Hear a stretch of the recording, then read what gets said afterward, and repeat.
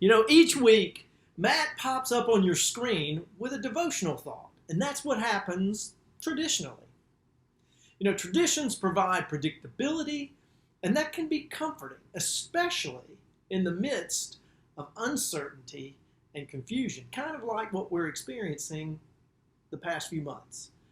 But as you can see, Matt's on vacation this week, and so I thought that we might use this spot to talk about moving outside of our comfort zones. Steve, you don't know what you're talking about. Leave us alone. Listen, Nancy and I know, trust me, I wouldn't be even talking to you if we hadn't been willing to pull up roots after 17 years and move out of our comfort zones to a new spot, a Newnan spot. Is that why they call it Newnan? I don't know. Speaking of moving, Ann Cronick, Katie Faison, and all 13 of Central's pastors had to be willing to move out of the pew and into the pulpit in order to serve this congregation. And let's not forget Julia. Thank the Lord she was willing to move when he said. We have a story of God because of Abraham, who was willing to get up as a 90-year-old and leave everything. And where was he going? He didn't even know. Where are we going, Abraham? I don't know. Where are we going?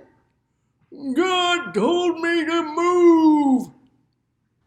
Did you realize that God didn't call to Moses from the burning bush, but Moses saw it, turned away from his traditional path, his comfort zone, and walked over to see it? He moved, and only then did he hear God speaking to him. What's that over there?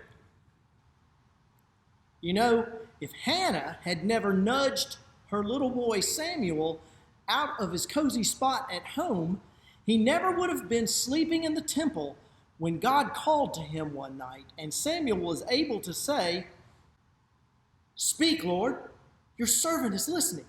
David would never have become king of a palace if he had been unwilling to move out of the pasture.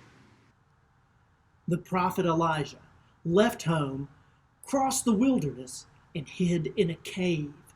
And only then was he able to hear the still, small voice of God.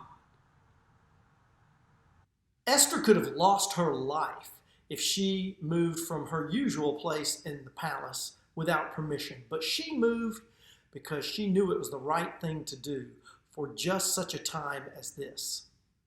As a matter of fact, none of us would even be here worshiping at Central Baptist Church if some of the people listed here hadn't walked across the street over 100 years ago, right down to this corner, and planted Central Baptist Church. They had to be willing to get up out of their seats and move to see God do a new thing.